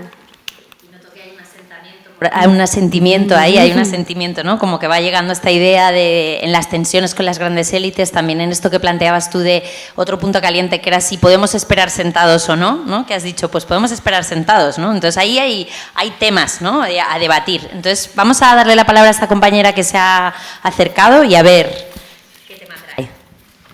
Hola. Ha habido dos cosas que habéis dicho que me han como tocado un poco. Una era que ya se ha hablado un poco de esto, ¿no? Pero tú en un momento dado de la presentación has dicho necesitamos de una sociedad culta, como refiriéndote a que demande y aprecie esto que se hace, ¿no? Y entonces a mí eso me chirría un poco porque no sé si necesitamos que la sociedad sea más culta o necesitamos acercarnos a esa sociedad que no es tan culta. No sé, como que eso me preocupa un poco, sobre todo porque, bueno, yo estoy en el diploma de Sostenibilidad, Ética Ecológica y Educación Ambiental, y es una de las cosas que me preocupa. Tú me das clase en abril, cómo llegar a todo el mundo, ¿no? Cómo podemos llegar a toda la gente, a la gente que hoy no está aquí porque no se ha enterado y por lo que sea. Eso es una de las cosas que me han... Lo lanzo así como pregunta, como, no sé, como de reflexión. Y otra cosa es de lo que ha dicho Yayo, de que estamos sacrificando en pos del crecimiento económico pues todo lo que tenemos alrededor. Y a mí me gustaría como también como indicar que creo que tenemos que sacrificarnos a nosotras mismas, ¿no? Pero me gustaría que eso no se viera como un sacrificio al mismo tiempo. O sea, ¿cómo se puede hacer para que la gente se dé cuenta de que tiene que bajarse de ese pedestal de comodidad que nos está dando el sistema capitalista en el que vivimos, pero no verlo como un sacrificio, sino como que estamos haciendo lo que es súper necesario. que pues eso, que tiene que ver con el decrecimiento y tal, pero bueno, como lanzo esas cuestiones. Sí. Gracias también por lanzarlas desde las tripas, ¿no? Esto me preocupa, esto me hace aquí más puntos calientes, ¿no? Necesitamos gente culta, necesitamos llegar a todo el mundo. Bueno, a ver, lo que yo quería reflejar con esa frase, que igual es muy genérica, ¿no? Es que es aquello que decía Unamuno de que el paisaje hace al paisanaje y viceversa, ¿no? Al final, si nosotros desde la tecnocracia o incluso desde la toma de decisiones, ¿no? Pues diseñamos unos paisajes que la ciudadanía no es capaz de interpretar, no los entiende, no es capaz de visionarlos, el conflicto está servido, ¿no? Ya has podido gastar una cantidad de tiempo, de dinero, de energía tremenda, ¿no? Creo que eso está pasando mucho, ¿no? Está pasando mucho. Nosotros dedicamos mucho más de la mitad del tiempo y desde luego las 3/4 del presupuesto que tenemos en el Centro de Estudios Ambientales a esto que decía de la educación, la sensibilización y el encuentro y la participación social, ¿no? Es decir, no hay proyecto, no hay plan estratégico que no lleve detrás una estructura realmente potente para tratar de poner los problemas encima de la mesa y el esbozo de las soluciones compartirlas, ¿no? Desde los momentos más iniciales. He empezado con lo de la Agenda 21, con 2 años y medio, 3 años, para conseguir que 7 partidos políticos, ¿no? Entonces, y con ETA matando, pudieran votar unánimemente la Agenda 21 de Vitoria-Gasteiz, ¿no? 3 años prácticamente después de que el alcalde firmara la Carta de Aalborg, ¿no? Pero la estrategia de movilidad de 2007... el alcalde del PP, entonces era Alfonso Alonso, pues tardó también 2 años en consensuarla. Lo que pasa es que la estrategia agroalimentaria llevamos 2 años y medio para consensuarla, la energética también, la de infraestructura verde tardamos 2 años también a probarla, perdón, ya muy brevemente, ¿no?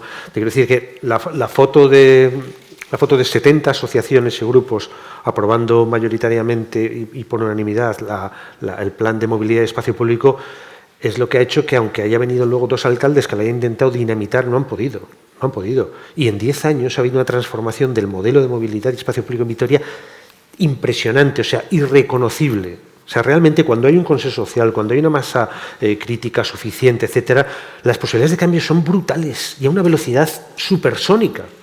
Lo que pasa es que no, desde mi punto de vista, no está armado el sistema ni de lejos para acometer una transición como creo que la situación de cambio global requiere. Esa es mi versión, con todo el riesgo de estar equivocado, porque estoy con el microscopio muy en Vitoria, ¿no? Y un poco fuera de... Bueno, pues qué gusto que nos vayamos a encontrar en el diploma dentro de poco, porque hay algunas personas por ahí que también estuvieron y luego me voy encontrando con la gente y me encanta, ¿no? Que estuvieron el año pasado. A ver, yo creo que tienes muchísima razón en lo que estabas planteando y yo creo que ese es el cambio de clic que es absolutamente necesario hacer. Cuando hablamos de esa lógica sacrificial, decimos que es que en aras al crecimiento económico, o sea, hemos interiorizado como cultura la creencia de que necesitamos dinero. Es decir, y eso se ha convertido en una creencia sagrada. Lo que necesitamos es el dinero. Y como necesitamos dinero, cualquier cosa merece ser sacrificada para hacer crecer ese montante de dinero. ¿Que un glaciar impide extracción tal? Pues se dinamita. ¿Que una montaña impide hacer un túnel? Pues se tunela, ¿no? Y a eso lo malo es que nuestra cultura la ha llamado progreso. La ha llamado progreso a ir superando cualquier tipo de límite que impidiera hacer crecer la economía, sin mirar que ese crecimiento económico no siempre comportaba bienestar y no siempre además estaba repartido, o casi nunca más bien, de una forma justa. Esa es la lógica que tenemos que dar. La otra lógica de sacrificio para mí no es tal. Es decir, desde mi punto de vista y con la que está cayendo, es hacer un ejercicio de celebración de la vida, el ponerla justamente en el centro, ¿no? Es decir, a mí, por ejemplo, me flipa la fotosíntesis y nunca lo había pensado, estudié una ingeniería. Y cuando me puse a pensar en lo que ya era la fotosíntesis, dije, joder, yo no necesito ningún dios. Es que esta casualidad de la vida tan alucinante de que la fotosíntesis permita que se regenere y que eso haya llegado a la naturaleza después de miles de años. Y cuando tú empiezas a pensar en que reduces tiempo dedicado a un trabajo que muchas veces no te llena, y lo que hace es tener tiempo para tener otras relaciones sociales, para resolver colectivamente las cosas, para otorgar a la vida sentido vital, y ves colectivos que lo están haciendo y que les funciona y que tienen éxito, es un subidón tremendo.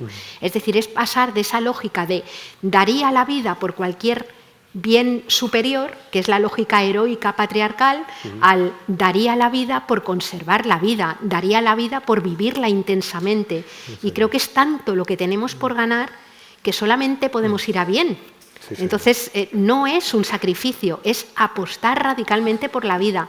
Y lo que necesitamos es obligar a que la gente deje de mirar solo la vara de medir del dinero y empiece a mirar donde pasan realmente las cosas que nos ayudan a estar vivos y vivas con vidas que merezcan la pena vivirse, ¿no? Y tenemos la tarea más bonita que podemos hacer en este momento, por Dios. Hay esa tensión entre sacrificio o celebración, ¿no? Renombremos las cosas, ¿no? Llamémoslas celebración. Damos la palabra también a Gonzalo Echagüe. Por favor, te invitamos a pasar a las sillas para también ir llegando a ese momento de celebración, de clausura, de agradecimientos, que también comentaba antes Berto, y está un compañero aquí también para hablar. ¿Qué nos traes? ¿Qué tema nos traes? Con mayúsculas.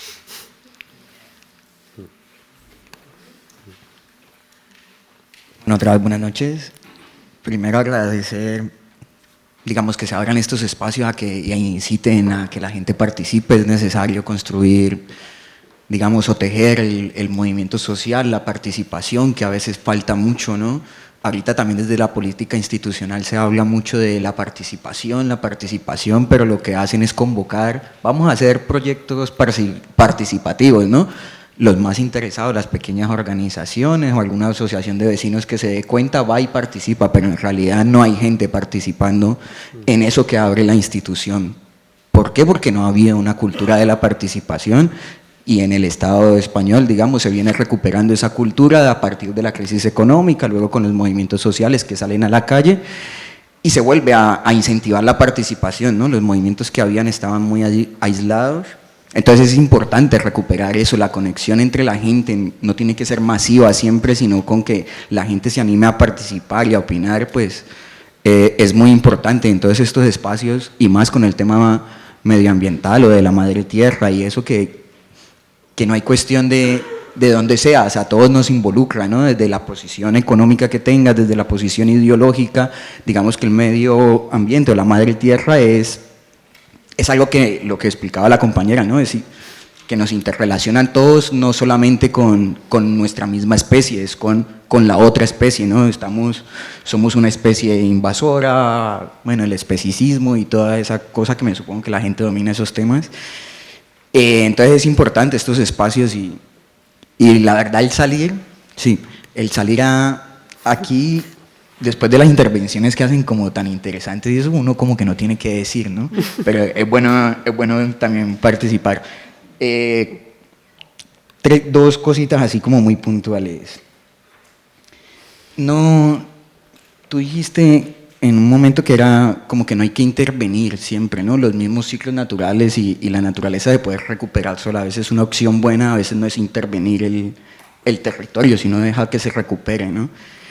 Y otra cosa, la única crítica que de pronto tenía era que se utiliza todavía el concepto de recursos naturales.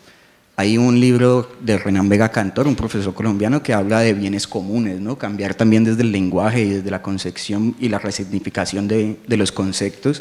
Pues entonces es bueno hablar de bienes comunes, porque eso nos involucra a todos, ¿no? Y la madre naturaleza no es una despensa donde podamos sacar las cosas. Y lo último, era una frase que vi en un mural de Orihuela, que eran unos edificios y decían que los árboles no nos impidan ver el bosque, pero eran edificios y habían 2 árboles. Entonces, como interesante. Y muchas gracias por el espacio. Muchas gracias. Gracias por tomar la palabra, y hay más personas, ¿no? para hablar aquí en la mesa, ir cerrando con estos grandes temas y puntos de tensión, ¿no? Sobre todo la participación, cómo hacer que la participación sea real y efectiva.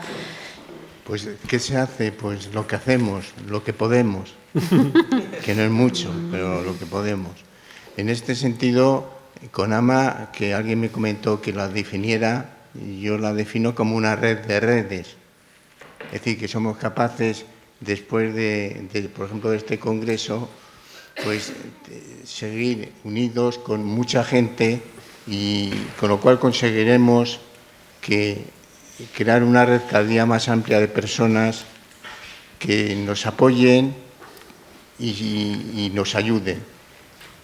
Por ejemplo, a mí me conoce mucha gente, sobre todo los políticos, cuando hablo con ellos y les deseo suerte, porque entiendo que la suerte de los políticos, si están comprometidos medioambientalmente, es necesario para ir avanzando en un campo donde seamos capaces de buscar una sostenibilidad que es muy complicado. En este sentido, yo tengo un recado y lo voy a cumplir. Antes del congreso, de este congreso, estuve viendo a una tía mía, una tía mayor, una tía mía, y me dijo que si sabía que venía un congreso de medio ambiente, me dijo que averiguara cómo se puede solucionar lo que ella vivió y ya no existe, los ríos con agua, los ríos sin contaminar. Yo no sé si voy a poder responder a mi tía, ¿no? Por cierto, mi tía tiene 107 años y yo creo que es de los últimos vestigios y hay que estar siguiendo lo que dice Yayo, no perder la oportunidad de pasarme unas horas con personas que, por desgracia, cuando las llamamos, yo pienso que sí es la última vez o la penúltima vez que la voy a ver. Y entonces esa llamada, pues, la cumplo y lo que pasa es que no sé qué solución le voy a decir. Muchas gracias. Quizá, Alberto, también tú puedes contarnos algo de la participación. ¿Cómo lo ves desde tu punto de vista? Sí, yo ahora sí, porque me tengo que ir y he pedido permiso para despedirme. Yo sí que quiero agradecer por todo lo que ha sido el CONAMA. En primer lugar, a la Fundación, que ha sido un trabajo exquisito en todos los ámbitos. Ha sido un placer hacer el trabajo bastante rápido, creo que lo hemos hecho. Se ha hecho un trabajo además con varias concejalías y nos han abierto la mano para que pudiéramos decir todo lo que considerásemos y de la misma forma nosotros hemos abierto el espacio para que se hiciera de la misma forma. Espero que hayáis disfrutado de este espacio como tal, que es Las Naves, que es el espacio de innovación social y urbana de esta ciudad, que pretende dar respuesta con proyectos innovadores a todos los temas de los que estamos hablando, pero sí que quiero dar las gracias a toda la gente que está por ahí atrás, desde las personas que encabezan, las personas que están todo el rato moviendo sillas, porque sin ellas sería imposible. Y voy a recoger ya un único tema para que no se vaya absolutamente todo el mundo cuando se despida las personas que realmente merecen la pena. Esta mañana se ha dicho un concepto que era el de revolución de la demanda. Yo creo que tenía que ver con ese enlace de a ver cómo comunicativamente hablábamos de cosas que no asusten a la gente, ¿no? En realidad se está hablando de crecimiento y se está hablando de cómo consumir menos para ser más felices. Yo creo que esa idea está de fondo en todo lo que estamos hablando, yo creo que hay que recuperarla. Es posible que la ciudadanía tenga miedo cuando hablamos de decrecimiento, es posible que tengamos que utilizar otros términos. Me ha encantado lo de revolución de la demanda, pero me ha encantado sobre todo cuando he dicho que esos poderes fácticos contra los que queremos luchar y que queremos darle una vuelta a lo que implican, a lo que tienen miedo es a eso. No tienen miedo al autoconsumo, no tienen miedo a un montón de cosas, lo que tienen miedo es a la revolución de la demanda y esperemos que hayamos conectado naturalmente aquí y seamos capaces de ir hacia esa revolución de la demanda. Pues muchas gracias. Quizá últimas palabras, si queréis comentar algo. Si no... Simplemente una frase al hilo de lo que decía Berto del miedo. A mí me encantó en el último libro de Naomi Klein, en el del capitalismo contra el clima, esto cambia todo, decía, el miedo solo paraliza cuando no sabes hacia dónde correr. Y yo creo que en estos espacios lo que se construyen son las autopistas de salida por la que dadas la mano unas de otras podamos correr y podamos salir, ¿no? Entonces, el miedo te ayuda a ser consciente y la construcción de los caminos que están haciendo son los que nos van a permitir salir airosos de esta situación complicada. Así que...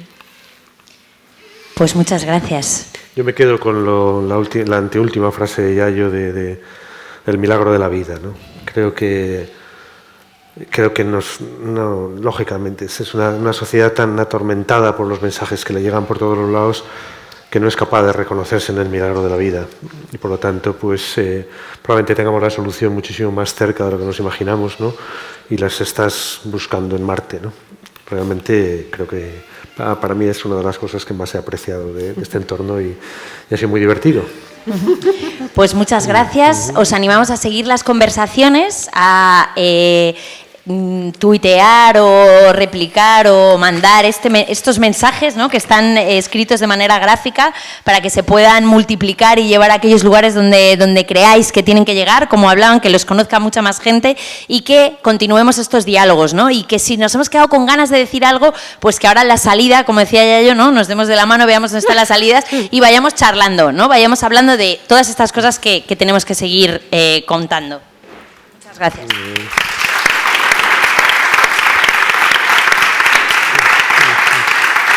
Bueno,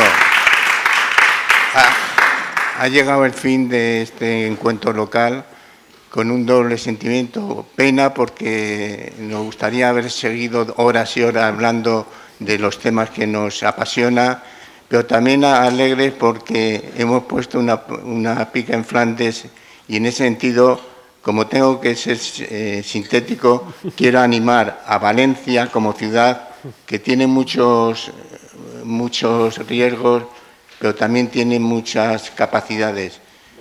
Quiero agradecer al Ayuntamiento de Valencia, al alcalde y a sus regidores y concejales, a todos vosotros por estar aquí con nosotros y también a esa gente que no se ve, pero que gracias a ellos también son necesarios y el Congreso llega a buen puerto, que son azafatas, que son técnicos de sonido, son gente que está en la administración y en ese sentido quiero agradecer al equipo de CONAMA que siempre da la talla en estas ocasiones, al equipo de las naves que se han portado fenomenalmente con nosotros y saber que dentro de poco organizaremos, dentro de un año, el Congreso Nacional de Medio Ambiente, que por supuesto estáis todos invitados. Muchas gracias. Muy